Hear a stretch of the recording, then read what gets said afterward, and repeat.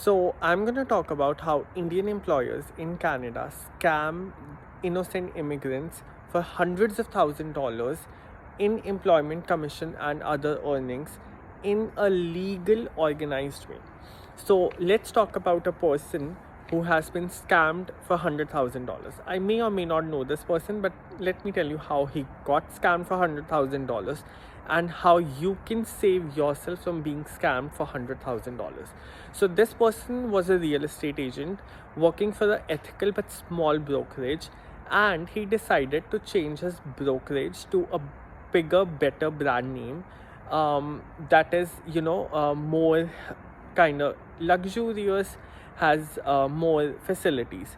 So he happens to go on an interview for this particular luxurious brokerage just to meet a beautiful lady who happens to tell him that the brokerage has lead generation campaigns, and the brokerage has in-house marketing, in-house admin, basically everything that a superficial agent who is new to the market and doesn't understand the industry well could want. So this particular agent was super excited about everything, so he asked the numbers and everything. So this particular agent has never done deals, so he just did lease deals in his previous brokerage, but has never done like proper selling deals, right? So he was like super naive, and this lady was like, oh, we're gonna give you this $150, $500 in marketing campaigns and this and that, and basically a bunch of things that to lure this particular agent in. So this particular agent was like, okay, I really want to join the brokerage, let me think about it. And she was like, oh, you're smart enough, take a decision right now, blah blah blah blah blah.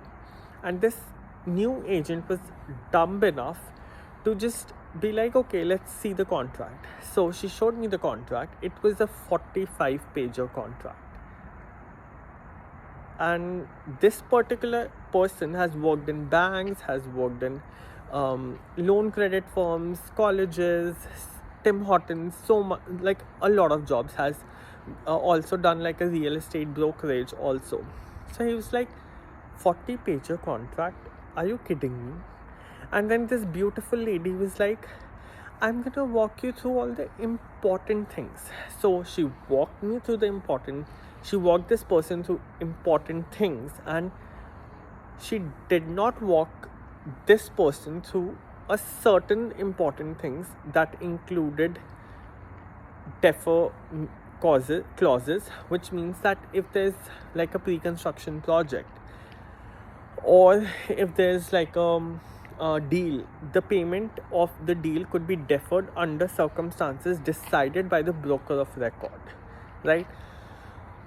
Okay, then there were termination clauses that she did not mention at all. She did not mention that there were clauses that could ask him to pay fines up to $20,000 for resigning before 2 years, and that particular clause also mentioned that the whole contract would renew on 2 years, and I would just have that much of window to that person would just have that much of window to tell what if he wants to be there or not be there. So the thing is, the high performing agents of this brokerage had different set of rules to protect them, different splits, different everything. And then there were agents like this person who were new, who were naive. They had different set of rules and regulations. So the rules and regulations were not common, right? And then this particular agent did 2 deals back to back, and it's been more than a year and a half, and this particular agent hasn't received the money yet. And he was like, oh, what's happening? And then basically this particular agent was told that he doesn't have platinum access, so he needs to go through the broker of record. And this particular agent was naive enough, because it was his first 2 deals, that he was like, okay, let's do it through broker of record, he just have to shed more commission. Guess what? This person has not been paid. So the broker of record did his own deal with the builders, and there could be or could not be a possibility that the builders negotiated with time frame that we're going to give like extra time and you can have more money on your disposal, and this broker of record could have taken that money in his pocket. I'm just saying, I don't know that part. All I know is that it's been a year and a half that his money hasn't been paid. So usually pre-construction projects usually take like 2 to 3 months to pay out the first half of the commission, and then the second half of the commission is paid when the closing is there.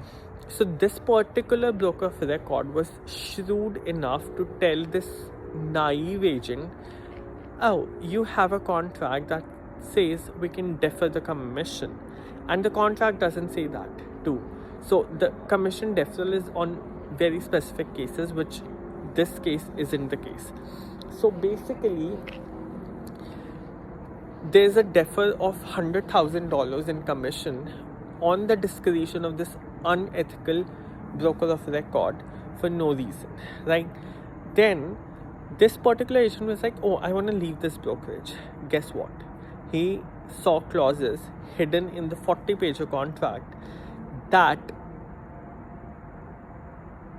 gave him fines more than like $10,000 on leaving the brokerage. So what I'm going to say is, don't be this agent.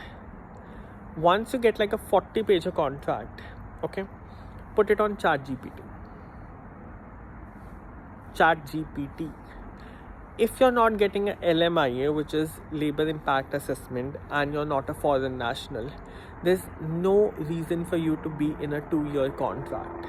Those kind of contracts in Canada are there to just exploit innocent people. So that is utmost important thing. So you need to put the contract in ChatGPT. Give ChatGPT a prompt that says, is there any clause that has been hidden in this wordy contract that could sort of deter my payment or create issues around my resignation? These two things are the top, kind of things that these unethical Indian brokerages take advantage for, especially for real estate and insurance agents, where commission payouts are there.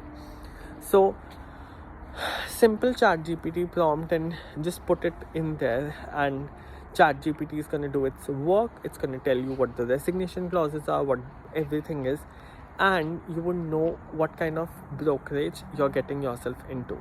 Okay, so that's one thing. And then if there's a brokerage that tells you that you need to deter your they have the right and ability to deter your hard-earned money, you need to just say goodbye to that brokerage.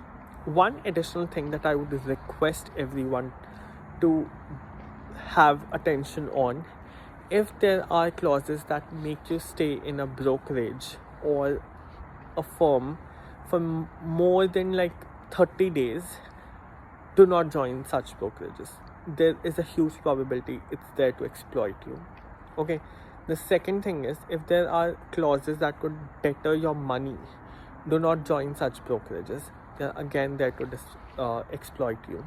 Okay, and one thing that you need to do for the society